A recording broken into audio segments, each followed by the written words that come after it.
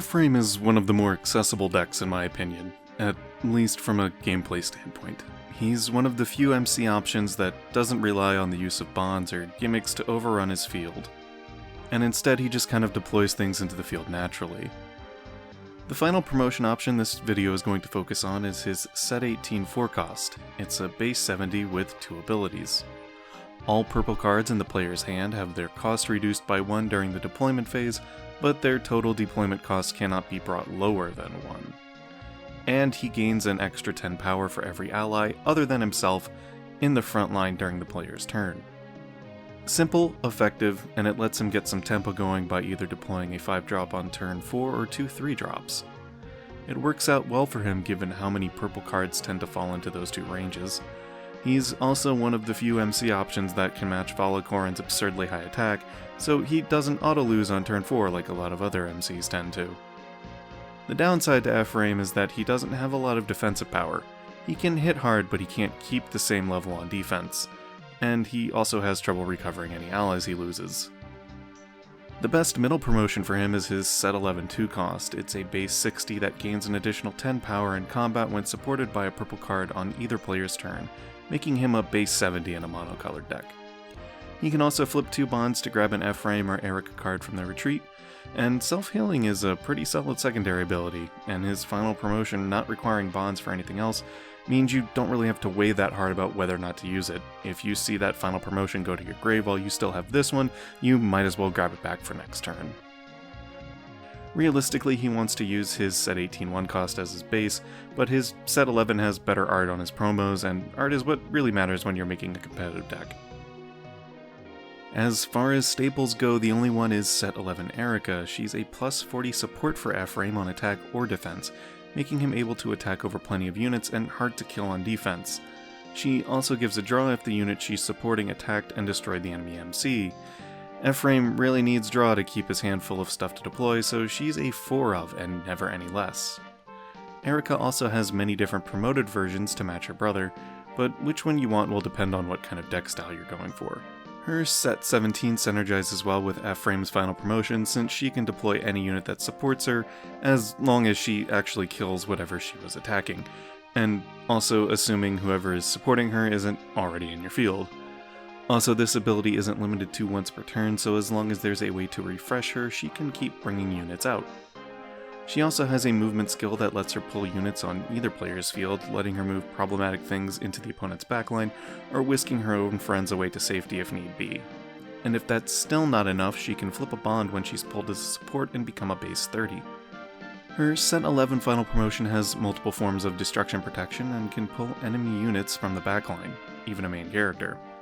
Her set 11 2-cost has a similar heal effect to Ephraim, and she also gains plus 10 when another purple unit is in the player's field, so she becomes a base 70 at all times while paired with her brother, but more importantly she's a 2-cost base 70 once Ephraim hits his final promotion. Mira is another pretty good option. Ephraim can get away with using any of her variants, but the set 18 2-cost really puts in work with her base 60 power. If you don't hit an early promotion, she's a solid backup plan since she pulls attention away from Ephraim while still being hard for most other turn 2 or 3 cards to destroy. Set 13 Elliewood is also a great option to run since he boosts all other frontline allies by 10 on both players' turns. He gives Ephraim a bit of an extra wall on defense while also giving a plus 20 on offense. Other than that, your deck options are pretty open, so I'll just break things down based on a few different deck lists. First, here's a generic mono purple list I cobbled together off of other lists players and stores have been sharing online. There's not much to really explain, you just go in and hit hard. Use units like Loot to cycle around your hand for fresh deploys, and then make use of Gale and Tana to pull your frontline out of harm's way until the next turn. Heath gives you draws for a lot of your extra winged dragon units, and Roy adds an annoying layer of protection to your units from destruction effects. The downside is that Roy has to be on the front line for his ability to work, which makes him susceptible to just getting blown up the old-fashioned way. Okay, now here's a combo list that revolves around using set 17 Erica or set 7 Elliewood for extra deploys. You run a lot of deck fixers like Nino, Enos, Faye, and Roy to help ensure Erica or Elliewood always hits something worthwhile. Running a few Jamka and Ira helps Erica land her hits so she can successfully continue deploying units. Eliwood doesn't really need them since his effect only cares about the unit supporting him succeeding, and not whether he destroyed something. The downside is that Eliwood's deployability costs 2 and Erica's only cost 1.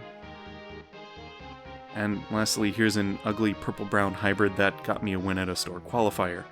Brown offers a lot of options that Ephraim naturally lacks. HR Byleth gives him a ranged attack and another board-wide boost to go along with Eliwood. Dorothea actually gets to deploy any 5-cost purples with her skill since it triggers during the deployment phase. She also has one of the cheapest refresh skills, something that's nice when Ephraim will probably be hitting like a full armored train. And finally, Mercedes gives Ephraim a plus 50 through her abilities since she grants plus 20 on deploy, gives another plus 10 through Ephraim's on effect, and can then pull 2 additional units from their retreat at the cost of using her attack. Why, Cynthia is mostly just along for the ride, but she does work well as a stall card against deploy-heavy decks. If you're feeling ballsy, you could swap her for something like Sothis or Constance if you wanted, though. That's really all there is to it. Ephraim is really so simple, you can just kind of mix and match whatever you want. There's not a very tight strategy to him, since his whole gimmick is just deployment reduction. So once you figure out what sort of engine you want to use, you can just combine it with him and it's probably going to work.